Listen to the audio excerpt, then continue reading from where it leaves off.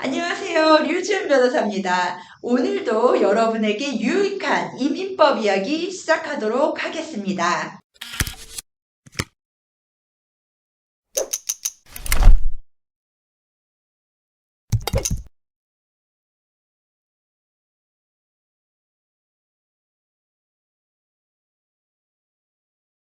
비자 인터뷰를 보고 나면 어드미니스트레이티브 프로세싱에 걸렸다라고 하는 케이스들이 발생을 하는데요. 비자 인터뷰의 경우는 일반적으로 바로 즉시 혹은 당일에 결과가 나오는 것이 일반적입니다.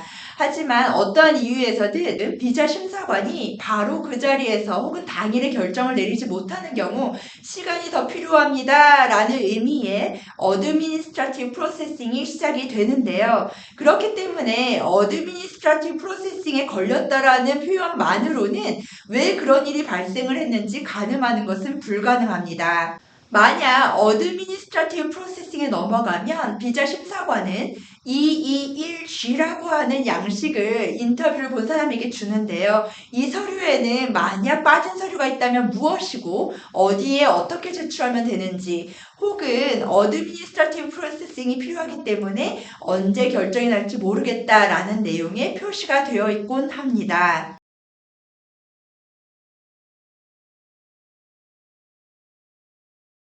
만약 케이스가 어드미니스트레이티브 프로세싱에 넘어가고 그 케이스를 온라인으로 검색하게 되면 refused라는 단어가 검색이 됩니다.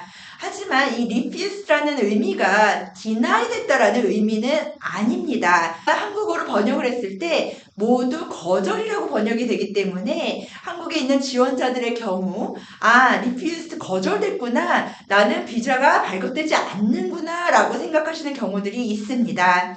하지만 refused와 deny는 비자 발급 절차상 엄연히 차이가 있는 단어입니다. 만약 refused라고 되어 있다면 비자 인터뷰를 보고 즉시 결과를 내릴 수는 없지만 어드미니스트레이티브 프로세싱의 결과에 따라서 케이스가 승인될 수도 있다라는 의미가 됩니다.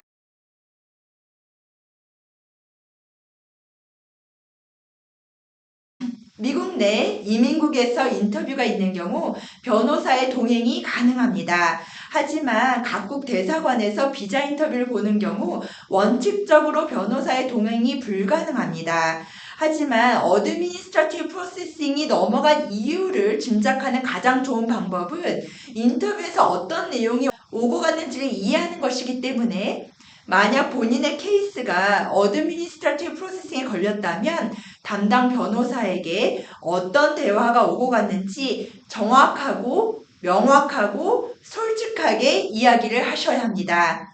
그 내용에 따라 이민 변호사는 어드미니스트레이티브 프로세싱에 걸린 이유를 짐작해 볼 수 있고 그 짐작에 따라 대사관과 커뮤니케이션을 시작합니다. 만약 잘못된 정보를 주는 경우 이민 변호사는 전혀 엉뚱한 방향으로 대사관과 커뮤니케이션을 시작할 수 있기 때문에 케이스에 도움이 되지 않습니다.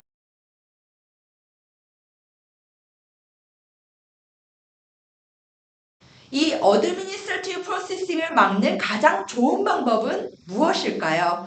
바로 인터뷰 준비를 철저히 하는 것입니다. 대답이 시험을 잘 보려면 어떻게 해야 하나요? 교과서를 열심히 보시면 됩니다. 와 같은 형태의 답변이라고 생각하실 수도 있겠지만 사실이 그렇습니다. 예를 들어 비자 신청서가 많기로 유명한 지역, 멕시코시티라든지 광저우라든지 대한민국의 서울도 마찬가지입니다.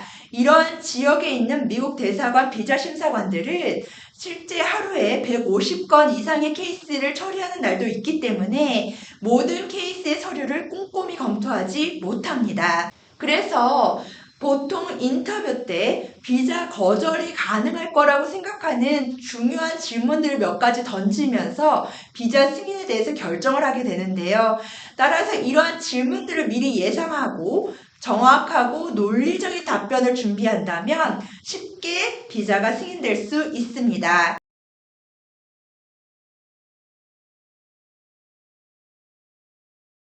만약 인터뷰에 반드시 제출해야 되는 서류가 빠져 있거나 케이스 자체가 너무 복잡해서 이민관이 추가적으로 시간을 들여서 검토를 해야 되는 경우 어드미니스트레이티브 프로세싱에 넘어가는 것은 흔한 일이고 이 경우에는 보통 시간이 해결을 해줍니다.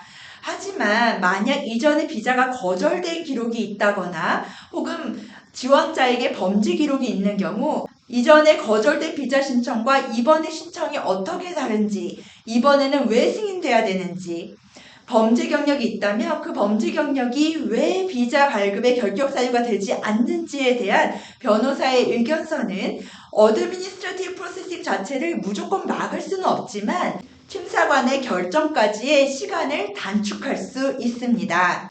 매우 드문 경우지만 모든 비자 신청서는 시큐리티 체크가 함께 진행됩니다. 만약 이 시큐리티 체크에서 범죄 기록이나 위법 사항이 확인되는 경우 어드미니스트레이티브 프로세싱으로 넘어갈 수 있고 이 경우 대사관에서는 관련 서류를 요청할 수 있습니다. 만약 비자 인터뷰 과정에서 위법적인 내용이 예상이 된다면 위법적일 수 있다라고 예상이 된다면 비자 심사관은 이 케이스를 Fraud Prevention Unit으로 넘깁니다. Fraud Prevention Unit으로 넘어간 케이스는 동일한 Administrative Processing이란 단어를 쓰지만 미국 청원인, 즉 미국 고용주의 사소한 내용까지도 확인을 할 수 있습니다.